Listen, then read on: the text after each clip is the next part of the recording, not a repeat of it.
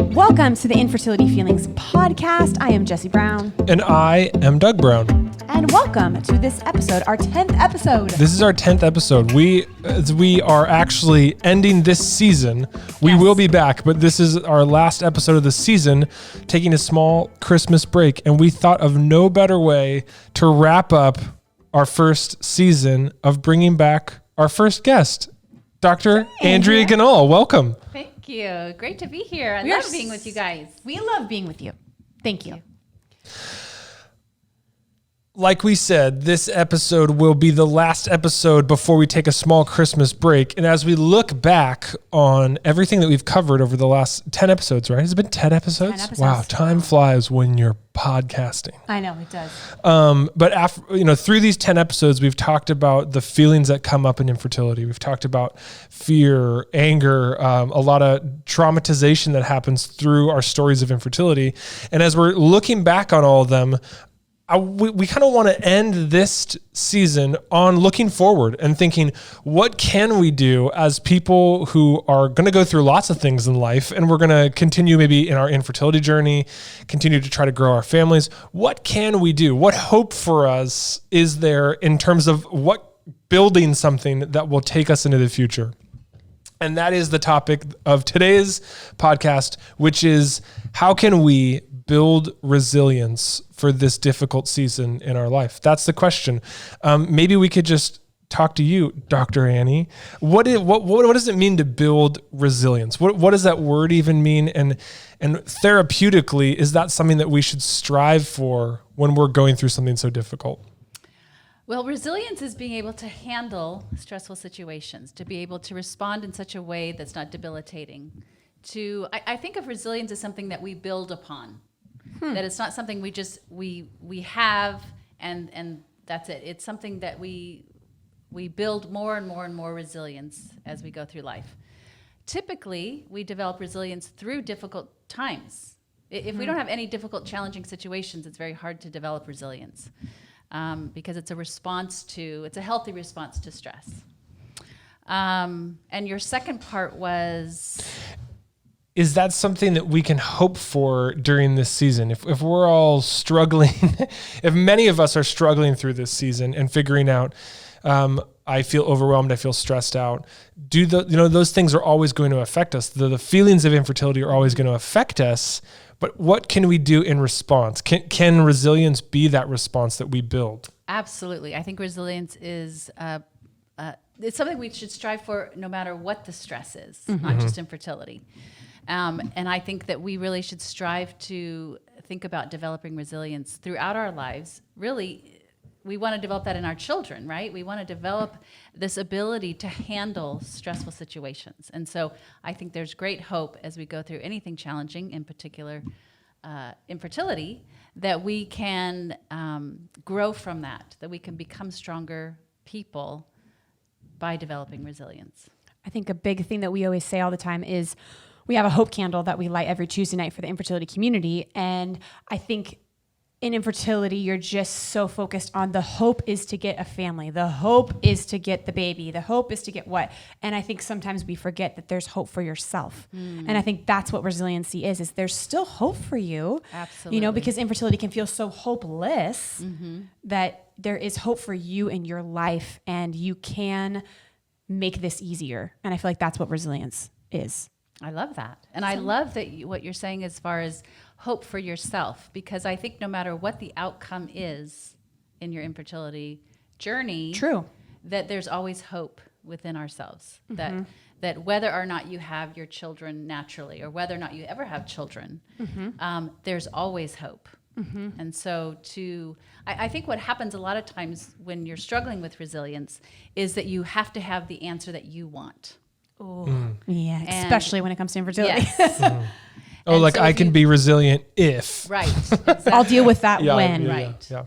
And so if we get stuck with that, then we're going to really suffer because, and again, this could be, you could apply this to anything, right? That you want something so badly, but especially a child.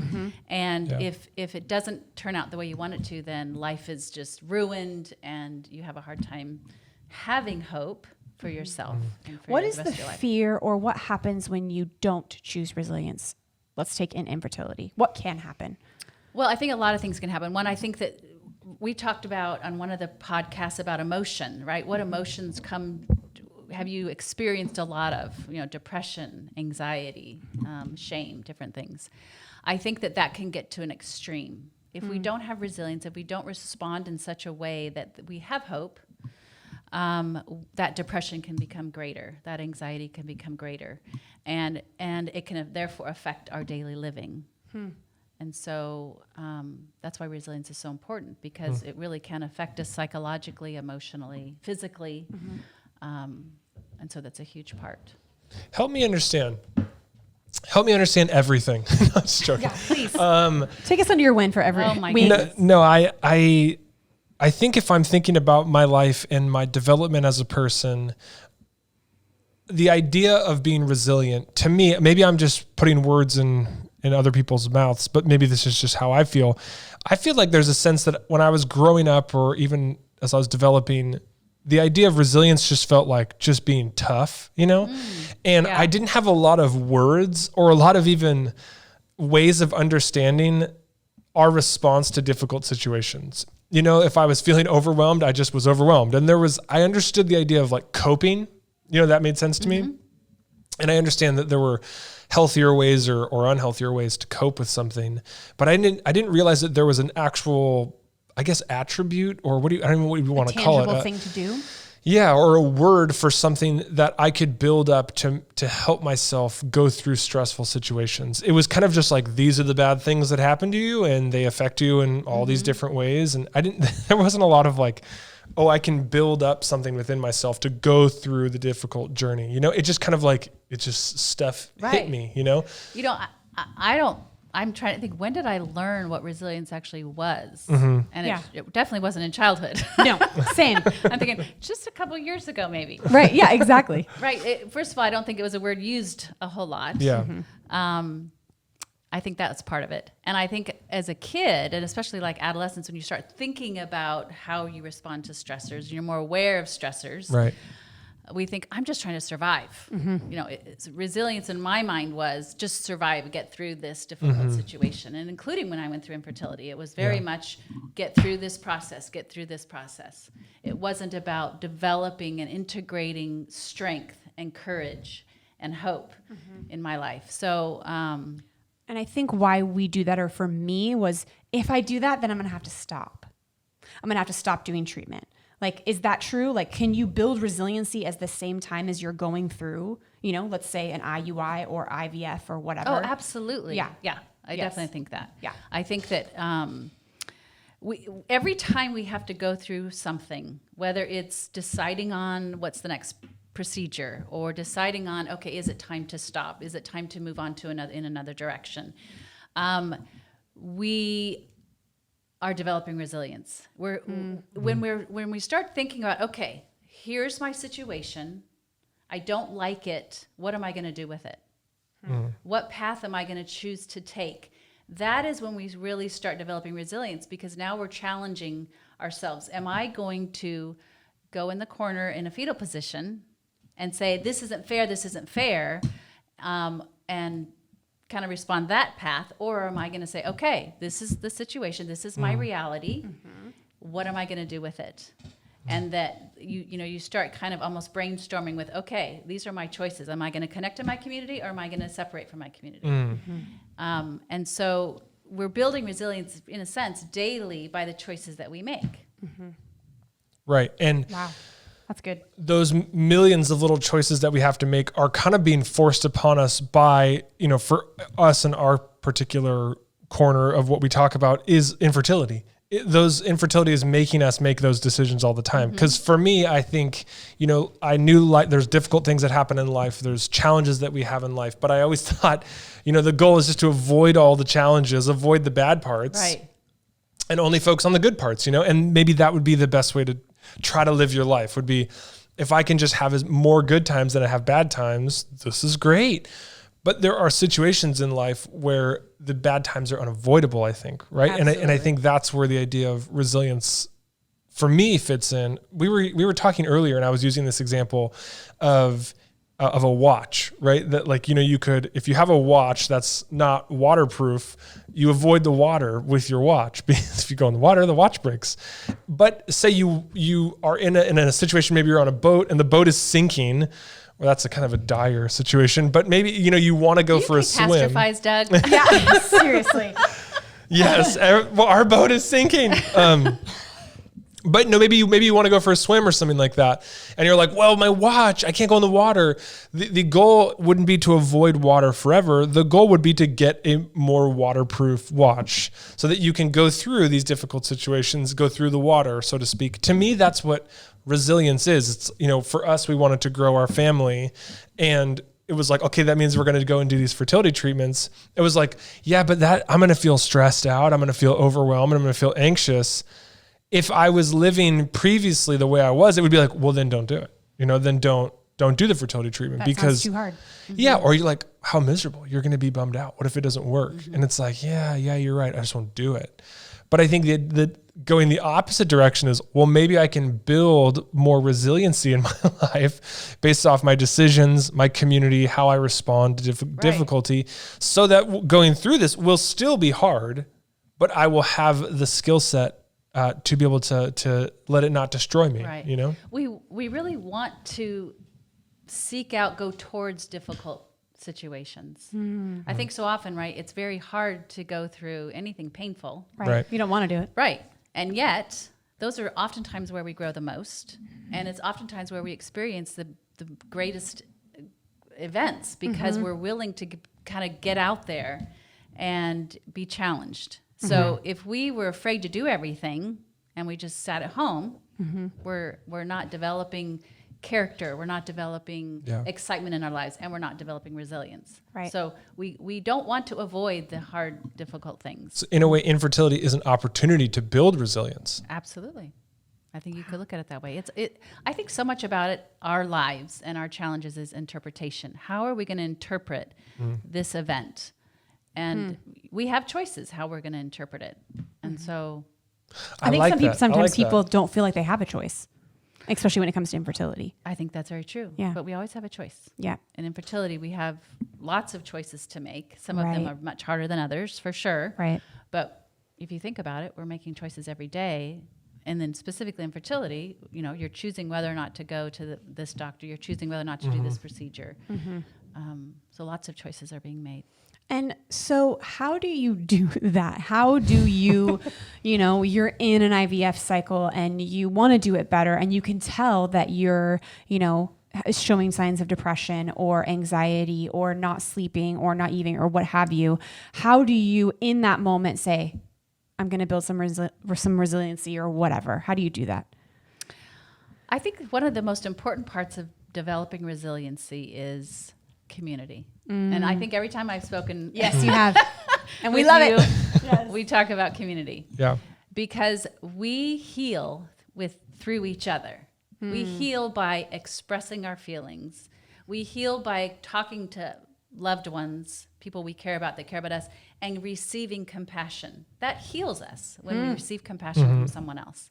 So community to me is the number one thing that we need for so many reasons, but resiliency is one of them. Yeah, talk about that. Talk about how the community aspect is what builds the resiliency, because you can't just choose to be more resilient, right? You're not like bootstrap yourself and be like, now I'm resilient because I'm going to check that box. because I survived or I made it through or I toughed it out. That's not what it is, right? No, I'm glad you mentioned that, because I definitely do not want to make it sound like it's like, oh, pull yourself up by your bootstraps and just move on. That is so not what I'm saying. Right. Is it the response to the pain that how do I ever say that? If we go through something difficult and we turn to our community and our community meets our needs, whether that be our partner, our spouse, our friends, our mom, whoever it would be, those close people in our life meet our needs and meet us where we're at. Is it that connection that helps build the resiliency, or is it just the fact that we're reaching out? Can you get beat up by infertility and never reach out and isolate yourself? I don't think that would lead you to a resiliency. Is it the response to the pain? I think it's a combination, because the reality is we can reach out to community and be burned or hurt. Right. Which happens a lot. Yeah. And I think even still build resiliency even with that, because we've taken, we're being courageous by reaching out and then learning from that. Learning from, okay, that's not a safe person, or, that didn't make me feel better. This is what I think I need. And then asking for that.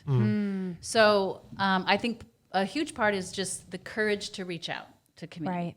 Right. I do think that the response is huge too.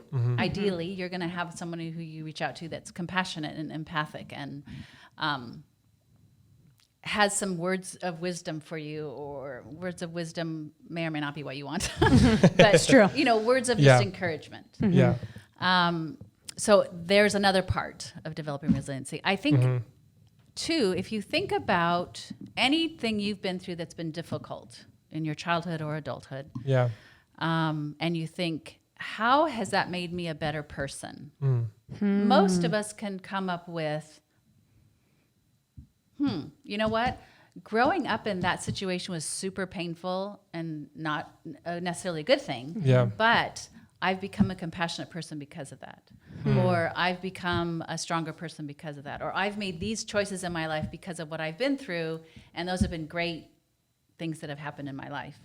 So to be able to kind of that, looking at through a certain lens, that difficult situation, I'm choosing to think of it as far as what good has come out of it. It doesn't mean you discount your feelings and the grief or the trauma of that, but pulling out the good in that is one way of developing resilience. That's so good. If you think about, something that you've been through, not just what good came out of it, but the reality is all of our life experiences have created who we are today. Right. Right. And so as a psychologist, I chose this profession because of my childhood, because of some of the experiences I went through, I know influenced me going into this field. I love my field. Right. But had I not had some of those traumatic experiences, I probably wouldn't be in this situation. And so that's how I've kind of understood myself better, is being able to look. Uniquely Knitted was born out of that idea. Exactly. Ding, Right. put that together. There's something that you said. I now understand, yes. Annie also has an Instagram called Anxiety Breakers, and it's so good. And the thing that you talked about this morning, I thought was interesting. You that read you it have already? said, I did. I'm such a good whatever. We're huge fans. We're huge fans. You said, and you've said this before, but the way you said it on your Instagram was really powerful, of like the thought that you have anxiety, the thought that you have when you're anxious is probably not true. I maybe have been butchering that, but let me rephrase. But let you rephrase. But also, you've said it in a different way before, where you said when you invite community in and another voice, then it's not just your voice in your head. And when you are feeling feelings of anxiety and depression, it's probably not thoughts that are good. Right. So Can you expand on that? Thoughts create our feelings. Hold, please. That's the cognitive behavioral Our theory. thoughts create our feelings. So if we change the way we think, we change the way we feel. So anxious thoughts, we're anxious. I'm an anxiety specialist, so that's where I'm coming from in this scenario. There's 3 reasons why we feel anxious. We are in real danger. We have to solve a problem, or we have distorted thinking, inaccurate thinking. Because there shouldn't be any other reasons why we're anxious. If we're not in real danger or we don't have to solve a problem, then there's really no reason. Yeah, anxiety is a response to real danger. Yeah. Correct. That's a healthy anxiety. Right. Responding to danger. So if we think about and that you could apply that to depression, you could apply that to anger, you could apply that to a lot of different things. So we have to take a look at how am I interpreting, how am I thinking about this event or this situation? And that's going to impact on our emotional response. But I think it's also awesome if you're thinking about that anxious thought maybe not being true, allowing that community piece to come in and maybe correct that. And I think that's a good exercise. This is what I'm actually thinking, and my worst case scenario, or a thought that I have in my head, and then someone could be like, and come alongside you and maybe help you think differently. That's why we need each other. That's why we need community. And I think that's why it's so important. And I think we can get so caught up in believing everything we think is true and lot of time it isn't. Right. And so we need other people to speak into our lives Right. so that we have a different perspective. Right. Because some of us would say, what's the point of life if I can't have a child? Right. Right. And so you need other people to speak into you. There's a lot of reasons for you to have Yeah. a wonderful life. There's always hope for you. Yeah. Right. Always hope. Yeah. My question for you is this, Annie. I think people might be still confused. I might still be confused. Is resilience toughing it out? Is going back to that idea. If I say, well, I've gone through all these difficult things and I've just pulled my way through it and I did it in my own way, whatever that looks like. I didn't see anyone. I didn't talk to anyone. I just, went out in the backyard and smoked a pack of cigarettes, whatever it is. Doug, don't tell them. And you, Just kidding. and you think that is like I've built my resilience because I've been through it. Like I actually just made it through. Is that resilience? Or is resilience a different skill? It makes me think about someone maybe who's come home from war or something like that, right? Are they resilient just because they've come back? Excellent. Are they Okay. resilient because they made it? Or is resilience a different skill? Because I think that's at the crux of what we're trying to say here is that diving into your feelings and infertility is a skill that you have to develop. And by doing that, you actually develop an ability to go through such a difficult time like infertility and all the other difficulty things we're going to go through in life. By diving into it, you actually learn something instead of just making it through.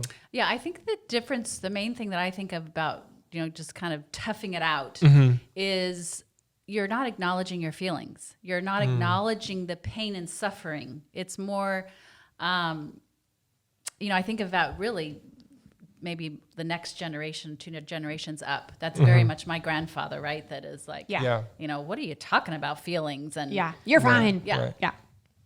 Yeah, we sometimes So- think like, those generations that came before us were so tough, but they just right, but emotionally, they just psychologically, they were closed it suffering. off. Yeah, they closed it Right. off. Yeah. So just toughing it out is not what we're talking about at all. Toughing it out is really more,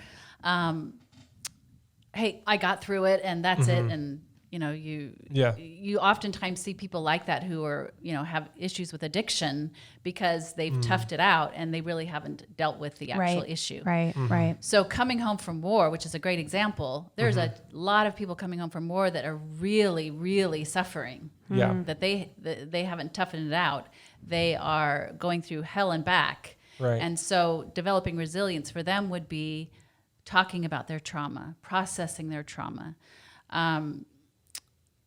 getting support, Right. a lot of support. Like they survived, but they're not thriving. Correct. And isn't that our worry too with infertility? Is that Yeah.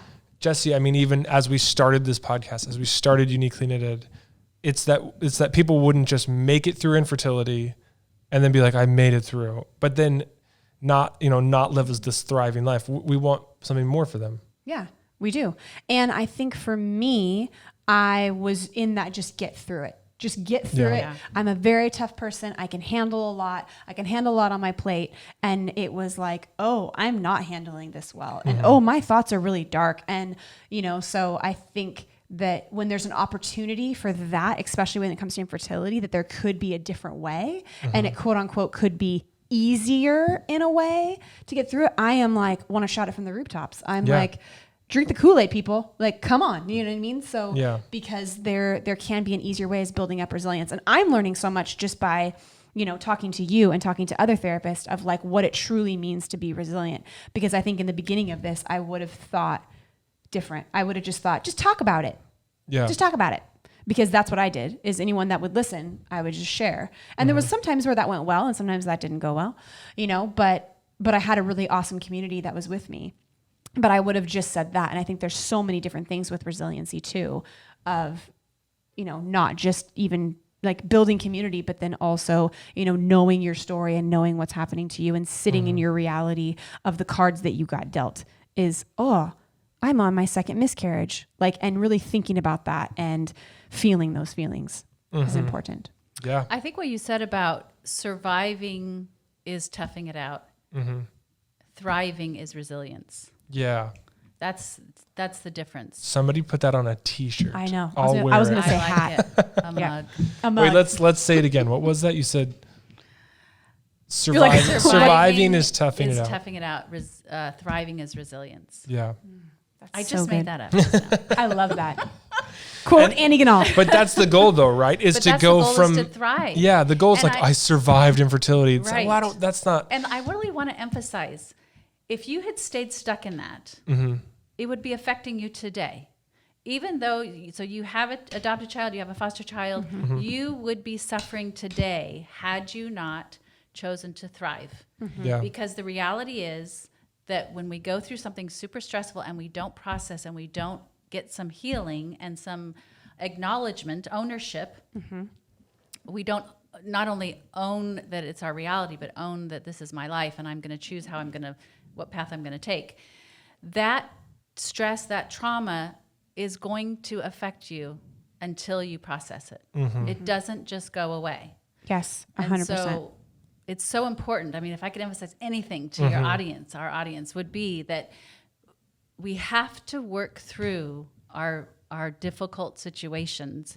Otherwise, they're going to continue to nip at us emotionally and psychologically for the rest of our lives. Yes, this happened with my son. I went into adoption thinking, I'm not in it to solve my infertility. I'm not. I'm better than that. And I completely did. And I realized 3 months of him living with us that I was still angry, that I still had a lot of anger. And that was like, oh, you didn't solve that. The whole experience that I went through, getting you in my life, didn't fix that. Yeah. And that was a big moment for me. And I was like, Doug, I think I have to go back and think about my infertility and grieve it and feel all the big feelings. And I think sometimes people feel the feelings just mean crying. You know what I mean? Yeah. Like, oh, I cry a lot. And you're like, okay, I think it's like a deeper step. Yeah. Wow. It's not just feeling the feelings, it's processing the feelings. And I want to Yes. encourage you too. I feel the same way for myself going through infertility and having 2 children naturally. That's the right term. Yes.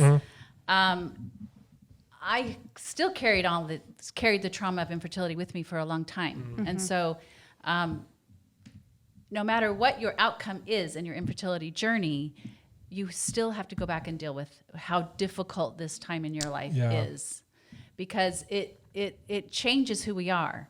All trauma changes who we are, and we can choose to ignore it and push it aside and avoid it, and it will change us, I think, for the worse. Or we can move toward it and look at it head on and process it, not just feel the feelings, but really dig into it and, journal about it, try to understand it. I was just going to say, what does that mean? However Like to dig into it, and the difference between digging into it and just crying about it all the time. Well, I will say this. Research shows crying actually really does help us. Okay, good. So it actually I wasn't saying that was a bad thing, but no, I it think actually is a release. Okay. So just know that Yes. crying actually is Yeah. Yes. digging into it. Okay, I would say that it is not just sharing it with, I say loved ones, and I say loved one. It doesn't have to be a loved one, but it has to be someone who has compassion. Yeah. Safe people. Right, because what happens in our memories and in our events is that when we share our story with a compassionate listener and we receive compassion, the compassion is attached to that memory. Wow. The compassion is attached to that event. So therefore, it changes the way we look at that event. That's Wow. amazing. It's really Yeah. powerful. Wow. Compassion is really powerful. So every time we share our story and receive empathy or compassion, our story in some ways changes. It doesn't take away that it was painful, but it adds a whole nother dynamic to it, a healthy, good dynamic. And so we begin to attach whatever it is, the miscarriage, let's say, with compassion. And if we do that enough, that pain of the miscarriage lessens. Yeah, the pain is. I like that it's still there. The impact is the same, but there's something else added Right. to it. Oh, There's right. Good. compassion added to it. There's perspective added to Right. it, instead of it just being bare. Right. Yeah. So you've kind of put a warm blanket over it. Yeah. So it feels different. That's amazing. First of all, Yeah, that's really good. And I think incredibly insightful that it makes me think about like this. I have this like bizarre analogy it makes me think of is that. Really? You, Doug? Yeah, I would know. be I always use surprised. bizarre analogies. You should see the internal workings of my mind. I can't It's just a imagine. giant analogy. That's all it is. It makes me think we have this backpack, and infertility puts all these, for me, like all these feelings in my backpack, all these moments and memories and traumatic experiences. And previously, I would think resilience or emotional strength is like, I can wear this backpack forever. You know, that's how strong I am. And then all of a sudden there's 800 pounds on my back and I'm barely walking. But the idea is like, oh, I'm strong. I got that. But that's not really resilience. No. The resilience would be, I have the skill to take things Right, out of my exactly. backpack, Oh, that's right? good. To take it Really off good of analogy. me. Yes. And now I'm freed up. I've processed the things that are in my backpack. So you know? still have the backpack, and you'll always have the Yeah, backpack. and there's always but it's stuff not in gonna there. Be the big heavy rocks. Yes. There's going to be some pebbles in there. Yeah, There's, yeah. You know, there's. But if we can, like you said, take out some of those bigger rocks, especially. Yeah. And now you wouldn't really process a rock. The analogy But- breaks down. Okay. right, I understand. even- But even knowing your reality, looking at the rock. Right. Yeah, Taking yeah. it out of the backpack, And looking maybe at the rock. throwing it so that it can crack open to smaller pieces and then take each piece. Ooh, Yeah. I yeah. want to say too that it's not just sharing our stories Yeah. that we build resilience. There's also, I would encourage people, you can journal. Writing it out uses a different part of the brain besides just talk. You need to talk to people. Yeah. But writing it out uses a different part of the brain.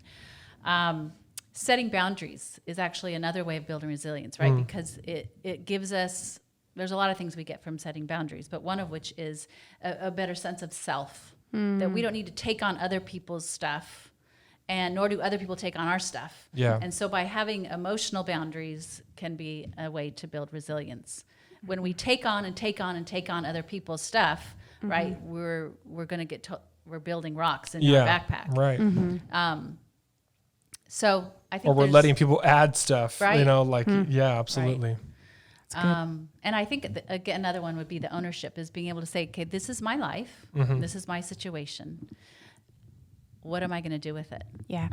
We really do have paths to take, and we have to sometimes make a very conscious effort to say, I'm not going to let this ruin me, and I'm going to do some healthy things, some self-care to get my needs met in order that I can take out another rock. Right.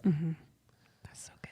Well, we are just only scratching the surface of what Yeah. it means and looks like to build resilience. But that's what the entirety of our next season after Christmas, starting in January, in the Infertility Feelings podcast will be about taking those feelings and building resilience so that we can make it through some of these difficult times that we go through. Love that. This season was pretty amazing, though. I feel like we've learned I've grown. Yeah, I've grown learned a so lot. much. We've had so many amazing guests. I know. Thank you to everyone who's been on our podcast, everyone who's listening to our podcast. It means so much to us that you would join us on this journey. We get giddy when we see the analytics and it's like how many downloads and stuff like Yeah, that. it's It's so just fun. so awesome that infertility is something that people want to learn about and grow. And we're just so honored that we could be guides in that way of helping you and talking about your feelings and talking about, how hard infertility is. Yeah. It's just Absolutely. great. Yeah. You'll hear lots more from Annie next season. We're taking just a small break for Christmas.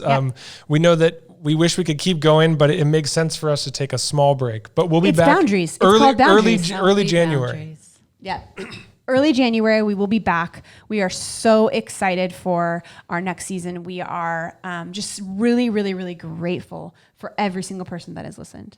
And I'd like to say how grateful I am, and I know all of your viewers, how grateful they are for all you do, because you have provided so much encouragement, love, compassion, kindness. So I appreciate you guys. I Thank wish you. you You're had gonna been make me around cry. when I went to infertility. Thank you so much. And thank you to all of our listeners. We will see you really soon. In the beginning of January. We're excited. Have a very Merry Christmas, happy holidays, however you're celebrating, whatever way you can celebrate because of COVID. We hope everyone is staying safe, healthy, and we hope to see you soon. And you can always follow us on Instagram and check us out in all the different areas where we're talking. Yep. Happy holidays.